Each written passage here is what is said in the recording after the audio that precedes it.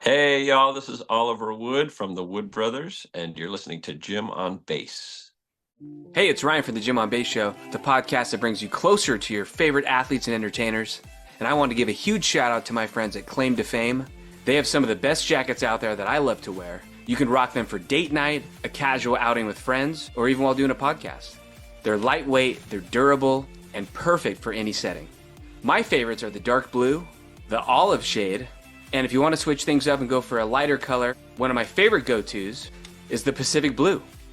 So check them out at claimtofame.com for all their different styles. So make sure you click the link so the next time you step out, you'll be feeling good with Claim to Fame. Welcome back to another episode of the Jim on Bass Show. For today's very special guest, we have on the lead singer of the Wood Brothers. They have 9 studio albums and are promoting their upcoming tour and their latest release, Heart is the Hero. Please welcome the great Oliver Wood. Oliver, thanks for coming on. Thanks for having me, Ryan. I appreciate it. Yeah, it's good to see you. You told me before we started you're out in Nashville these days, huh? Yep, I've lived in Nashville for almost 12 years already, and before that, I was in Atlanta for 20-something years. So I'm not from the South originally, but I'm basically a Southerner now. I've lived down here for most of my adult life. So Nice. And you got the guitar behind you, and it looks very Nashville-y. it's yep, we got lots of guitars, and I'm a guitar nerd, like many of my neighbors. I do got to talk about your upcoming tour dates, and it sounds like it's starting soon, right? In pretty much a few days, you're hitting the road. Yeah, we've just enjoyed 5 weeks off, which is unheard of without holidays involved. But we took that time off on purpose because from touring, because we've actually been working on a new record, so we needed some space in there to do that. And we don't all live in the same place, so it's challenging to get together for things like that. So anyway, I'm enjoying some time off, but I go back. We go back on tour this coming week, starting on Wednesday, and we're kind of all over the place, starting in the South, but moving to the Mid Atlantic and the Northeast a little bit. Yeah, so it made me wonder when you were on tour before the 5 week break, is that when you kind of got inspired to start writing and then you wanted to block out some time to get back in the studio or? Well, it's takes a lot more planning than that. Mm, We've been planning that window for a few months, mm, and we've been writing songs for like a year. So we've been building up. That's kind of how our system works, and probably a lot of people. But like after you release an album, our last album was Hard as the Hero, then there's a while of less creativity maybe. There's kind of a, I don't know, you just live some life, and then it's the life is what generally inspires new songs. And but we're constantly writing lyrics in notebooks and having little jam sessions backstage and recording them and saving them for song ideas. And so kind of hunting and gathering for creative things. And then that sort of builds into a time where, okay, we're getting close to ready. We have enough stuff that we want to go in there and record. So it's not like we have lots of finished songs ready to go, but we have lots of ideas, and some mm. of them are more developed than others. But we go in the studio and finish them up and hash them out. And we actually are lucky because we have this awesome studio here in Nashville that we are kind of partners in, and so we can Mm. spend as much time as we want there, and it's a real luxury. It's kind of like a clubhouse for the Wood Brothers. Oh, nice. Yeah, that'll get some good music down, huh? With the upcoming tour, though, I thought it was really cool. I think $1 from each ticket maybe goes to land preservation, right? Yeah, we do. We try to do a charitable thing each year, and yeah, we've been doing something with the Land Trust Conservancy organization, and we've done some social charities before that. So we try to. It's kind of cool to be able to just put a dollar from each ticket, which really can add up across the year if you just play for, I don't know, our crowd sometimes are 500 people up to like 2,500 people. So we are able to generate thousands of extra dollars, and it feels good to do that, when everybody helps out. And it's kind of cool to take the venue then writes a check, a separate check to the charity. And it's a cool way to raise and do something good with a little proceeds. So Yeah, definitely. So going on tour, gonna play some shows, and it made me wonder. I won a contest when I was right out of high school, and my favorite musician is Lenny Kravitz, and I got to go on Oh, tour. nice. Yeah, I got to go on tour with Lenny for 2 weeks, and Wow. yeah, it was pretty surreal. We went from San Francisco to New York on a bus, and then they flew us back. And Cool. yeah, so you know all about the tour life, and it made me wonder, do you have any good bus breakdown stories or anything? Because even our bus broke down, and it was like negative 10 Did it? degrees. Yeah. Oh, dang. Yeah, they will break down for sure. Yeah, I mean, we've had several things where we got stranded and one time we got stranded and we had to hire this school bus driver to get us to the airport. So we just threw all our stuff in a school bus and they took us to the airport. But one of the most dramatic ones was also a bad weather one where we were in Colorado and there's a thing called can't remember, Loveland Pass, which kind of takes you over the Continental Divide in Colorado, which gets bad in the winter sometimes. Mm. And we got stuck at the bottom of this huge incline of about, I don't know, 2 or 3 miles until you get to this big tunnel. And then you go through the tunnel and you're on the other side of the Continental Divide. But we had to get towed. Like we were in the bus while it was getting towed up this thing. It was surreal that such a huge thing, there was a tow truck that could pull it up that mountain. It was weird. So yeah, but we've had all kinds of bus drama. I think that's pretty normal for touring musicians. Buses are, on one hand, a real luxury and sometimes a real pain in the butt. So, Yeah, that's happened to us when our bus broke down. We were in Colorado, oh and yeah, so I wonder if we were in the same area. I wouldn't be surprised. That's a tough spot.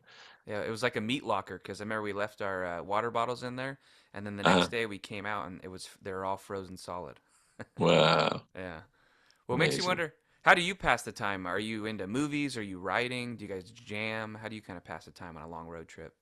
Well, what's what's cool, I will say the good thing about a bus, as opposed to like a van, let's say, is you can sleep on there, right? Mm. So generally, after the show, and since you've been after the show, at some point you go to sleep on the bus and you wake up, and usually you're in the next town.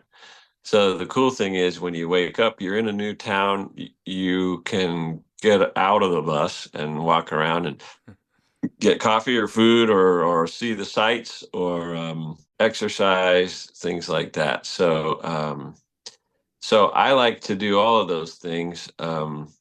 I like to read while I'm on the bus and just work on music in the back lounge and stuff like that. But I also like getting the heck off it in the morning and getting some exercise and trying to find good food and oftentimes if I have been doing this a long time, so I have cool friends that live in a lot of the cities we go to still, and so that's a great time for me to go have breakfast with somebody.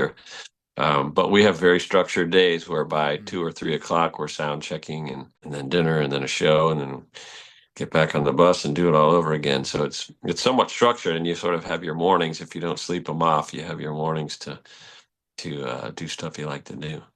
Yeah, it kind of brings some flashbacks because ever since I went on that tour, I still feel a good calm sleeping in a car. Something about the road moving underneath Yeah, you. Yeah. the road underneath you and that constant hum of the engine Mm-hmm. is something I love. I like the white noise. Like you can, that's really nice. What I don't like is the when the bus is moving around a lot. Like I'm kind of a light sleeper, so every time you hit a big bump or take a turn or whatever, I that's hard for me. It takes me a few days to adjust to that. Mm. Well, speaking of being on tour and playing shows, it's Yeah, obviously not just the band members, but the roadies. So, do you have the same roadies through the years, or what kind of relationship do you have with them? we do. We have an awesome crew. We're not a huge act like Lenny Kravitz. We have one bus, and we have I think seven of us plus the driver. So the band is me and my brother Chris and John O'Ricks as the drummer and keyboard player. But then we have a guy who is a stage tech and monitor guy. We have a guy who's a light guy who does the lights.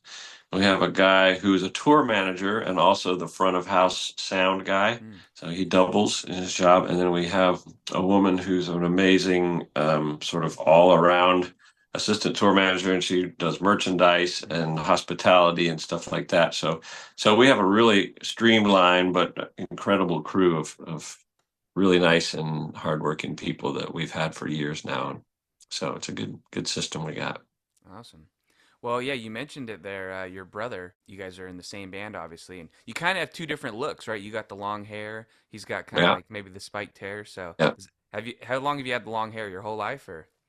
pretty much. Yeah, I think I buzzed it off when I turned 30 just to see who else I could be, but I could just let it grow back. Yeah. What other interests do you have when you're not doing music? Are you into sports? Are you into hiking? Anything like that? Yeah, I play basketball with my kid and go bowling Hmm. with my kid, and I do like hiking. I'm really into meditation. I don't know. I wouldn't say I have like a real hobby. Like my hobby is also music somehow. So It works yeah, out. yeah. I could probably stand to do more fishing or something like that to relax. Well, you mentioned your kid there. Do you have one kid, or do they go on the road with you at all? Or I have two kids. hmm. No, that requires missing a lot of school, and I actually my kids are probably not interested in that at this point. But my kids are pretty old; they're 16 and 22, so I've Okay. got two boys. Um, so yeah, the family generally we've had some cool little mini tours where they would my wife and kids would join me on tour back in the day, and we used to do that a little bit and try to make vacations out of it. But it's not easy to do when dad's working, you Yeah. know, weird hours and sort of busy. Uh, so it's not as fun as it sounds. Well, I am always curious about people's musical influences growing up, and it kind of sounded like you had Yeah. the perfect mix, right? Like, so your dad played guitar and your mom was a poet, right? Yeah, so our dad, who passed away this last spring, Ah. he was a scientist by his job. His occupational time was spent. He was a biology professor and also a researcher, and worked in education for science later in his life. So real academic guy. However, since he was a teenager, he had been playing folk music and like become a really good guitar player. Played in bands when he was in high school and college, and kind of knows the whole folk repertoire that was big in the folk explosion back in the 60s, and so knows hundreds of songs. He knew like hundreds of songs. After he died, we went through some of his notebooks and just saw lists of his repertoire. It's just unbelievable how many songs. So we grew up with him singing all the time at family functions and just get-togethers or camping or whatever. So I don't think we appreciated as much at the time, but I think that was a big influence on us. And of course, we all get influenced by our parents' record collection, and so my dad had stuff like Lightning Hopkins and Jimmy Reed and Muddy Waters, that stuff that I really liked, but that also got me into like Led Zeppelin and Jimi Hendrix and of course the Beatles and um, later Bob Dylan, stuff like that. So yeah, all those things were really influential. I think as musicians, a lot of times we learn a lot from, especially a guy like me who comes from before YouTube and stuff like streaming music and stuff. Well, all we had was vinyl albums, and I would listen, and maybe cassettes. I gotta say we had cassettes too, but listen and try to learn stuff, learn music by listening. And it's not like you just go on YouTube and watch how do you play Stairway to Heaven, and uh, which is so easy now. So it was, I think, learning to play an instrument was different back then. But I think it really helps if there's somebody who plays and you can watch them do it in person. That's pretty amazing. So we were lucky to have that with our dad. Well, since he was into music, did he take you to any concerts? Usually, when I have people on, I ask, "Who was your very first concert?" Yeah, he took us to some concerts that were more like, folk and bluegrass and stuff like that, or classical concerts, stuff that he was in. And I think, it's like in high school when I was hanging out with my buddies, we'd go see concerts that would be more like rock and roll shows. And I grew up in Boulder, Colorado. So I was like, my early concerts, I went to Red Rocks. That was only like 45 minutes away. So I saw like, feel like one of my first concerts was either Devo or George Thorogood. Those were some big ones. But then I saw like The Who, I saw Tom Petty, I saw Stevie Ray Vaughan. ZZ Top. Those were all some early Talking Heads. I remember seeing the Talking Heads at Red Rocks when David Byrne wore the giant suit. I don't know if you're Yeah, if that I that's. saw him on Broadway a couple years ago too. Oh, nice. Yeah, Yeah, yeah. So, yeah. So I have fond memories of those early concerts. nice. So you got some good taste. Well, I don't know if it's good, but it's what I like, and I do. What's really cool is having gone to my first concerts. Are you familiar with the venue Red Rocks? Yeah, it's on my bucket list. I've never been there yet. It's you got to go there, and when there's a band there that you want to see, you should go to it. Okay. It's an amazing natural amphitheater, and it's beautiful, and it's literally in these red rocks and when you're in the audience, you're kind of overlooking Denver, which is miles away. But to play there, so now I've played there as an adult. I've gotten to play there Wow. several times, and I think we're playing there again this summer.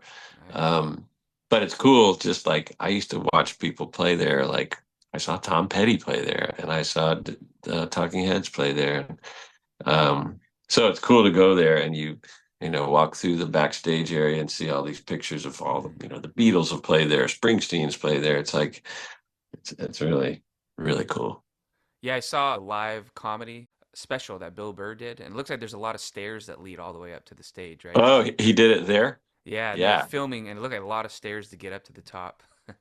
it is. Yeah, yeah. It's an interesting place because it holds like 9,000 people, but it's really at a angle so that even if you're high in one of the higher rows, you're not super far away Okay. because of the angle of the seats. Hmm. So, so it's kind of intimate for having that many people, but it is a big climb of steps to get all the way to the top.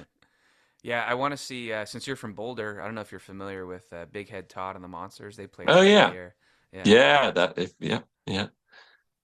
Well, do you have a dream band or anyone that you wish you saw? Maybe like a Jimi Hendrix or Led Zeppelin. Is there any one Oh person? man, absolutely. I would have loved to see Jimi Hendrix. I mean, there's people alive that I never got to see that I regret. And if I ever get the chance, I never got to see Tom Waits. Mm, I love Tom Waits, and I never got to see Stevie Wonder. And both of those guys are still alive, so maybe yeah. I still can. But yeah, as far as people that I missed, generationally or because they died young, like yeah, Jimi Hendrix for sure. Lowell George, I'm a big Little Feat fan, and Lowell George is the original singer and guitar player who died I think back in the 70s or early 80s. Those were definitely people I would have liked to see. Yeah. Well, I thought it was interesting too. You and your brother both. It sounds like you went your separate ways for a while, and then eventually became the Wood Brothers. So, did you both kind of move out to the New York area, or how did that kind of work together? That was my brother. So my brother's 4 years younger than me. So when I left home, I went to school out in California for a couple of years, and then met some guys and formed a band, and we all moved to Atlanta. So I ended up in Atlanta, Okay. um, and lived there from age 21 to just 10 years ago. So, and when my brother left home, he went to the Northeast and he went to school in Boston for a couple of years. Then he and his band, Medeski Martin Wood, they started a band and they moved to New York. So basically, he went up to New York and I went to Atlanta, Mm. and we had our own bands, and Chris's band really made a splash. Like they really, he toured the world with that band, Medeski Martin Wood, and it was a little more on the improvised, jazz side of things. And I was in Atlanta that whole time, and eventually I started a band called King Johnson, which was a lot more of like a southern sort of roots band. Like a lot, we were really into Little Feat and the band and Allman Brothers, stuff like that. So we did that for over 10 years before we started the Wood Brothers. So we started the Wood Brothers later in our musical lives, which I think we always feel like that was a good thing, Yeah. just to go our own ways for a while. And you do hear about family or brother bands that have been playing together all their lives, and a lot of times they have baggage and they uh, whatever they get cross with each other, and, Yeah. and it doesn't always work out or end nicely. So we're kind of glad that we were able to go do our own thing for a while and figure out who we were, and grow up a little bit and then get together and play. I think that was an advantage for us. So. Nice. Well, we spoke a little bit about music venues, and I am curious, is there any bucket lister venues you've played or maybe want to get to? I know we spoke about Red Rocks, but is there any other ones? Well, a place we play every couple of years is here in Nashville. It's called the Ryman Auditorium, Mm, and that's a classic. Also, yeah. a good if you want to see one of your bands there, that's a really cool place. It's where they used to have the Grand Ole Opry, and it's a they call it the Mother Church because it's an old church, and it's really cool. It's only holds about 2,500 people, Wow. so we always love that one. I can name several places that we love to play that we already are playing, like the Fillmore in San Francisco is awesome. You did a live Uh, album there. we did a live album there. Yeah, there's a place in Asheville, North Carolina called the Orange Peel that we play that I love, and great venues and all kinds of great venues in like Chicago or Seattle or Portland, both Portlands, all those towns. I've always heard the Gorge in Mm, Washington State is supposed to be amazing. It's kind of like a giant Red Rocks or something. yeah. I've That's only on my seen list too. video. Is it? Yeah, I've Yeah. heard that's amazing. And just in general, like we've been to Europe, but I've never been to Japan, and I Mm, was curious about going to Japan. That's a pretty. It's not exactly a venue, but it's a destination yeah. place to play music. I've never done that, so Well, hopefully, you'll get over there and maybe you can add some dates on this upcoming tour. yeah, that'd be nice. Well, last couple questions here. Is it kind of Okay, nice to tour and then take a break and maybe miss the road a little bit? Like, do you get kind of excited again? absolutely, yeah. And I've been doing this a long time, so I definitely get burnt out on tour. When you start out, it's the travel is exciting. Maybe when I was younger, I didn't care about sleeping as much and eating as well or anything like that. So, but at this point, I definitely need breaks, and just to be home with family, like that's huge. That's a hard thing to have a family at home and to be gone a lot. So yeah, I love having a good break and then gearing up for a new tour. That makes the tour, yeah, it helps a lot. It helps a lot. And the music really gets good when you tour a lot. Like Mm, you reach a certain level that's pretty special. Uh, and then you can be on the border of just kind of being burnt out, and then you need a break. So yeah, we figured out a formula over the years. It's like, okay, 2 weeks is about as long as we want to go. And there's some bands that go months, without stopping, yeah. and I could not do that at this point in my life. So, but yeah, 2 weeks off, and then or 2 weeks on, and then 2 weeks off. That's kind of that's a good formula for the most part. Like a lot of times we need a little more than 2 weeks off, but um, so that's generally how it works. Well, Oliver, it's fun to talk with you and meet you, and good luck on the Likewise, upcoming. right? Yeah, good luck on the upcoming tour. I'm gonna put some links in the bio so fans can grab some tickets if they haven't already. And Sounds good. I'm excited to see you when you come to San Francisco in my area at the Fillmore. So looking forward to a good show. Yeah, we'll be back there. I hope to meet you. Yeah, definitely. All right, Ryan. Thanks for your time. Take care. Yeah, you too, Oliver. All right. Thanks, man.